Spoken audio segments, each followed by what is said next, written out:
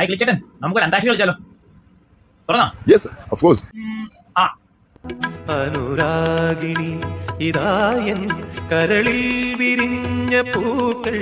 മാ മാലിനിയുടെ തീരങ്ങൾ തഴുകി വരും പനിനീർ കാറ്റേ, ആരോടും പറയരുതി പ്രേമത്തിൻ ജീവരഹസ്യം.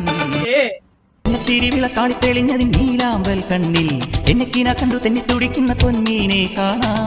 കാ കറുത്ത പെണ്ണേ, നിന്നെ കാണാഞ്ഞിട്ടൊരു നാളുണ്ടേ, വരുത്തപ്പെട്ടേ.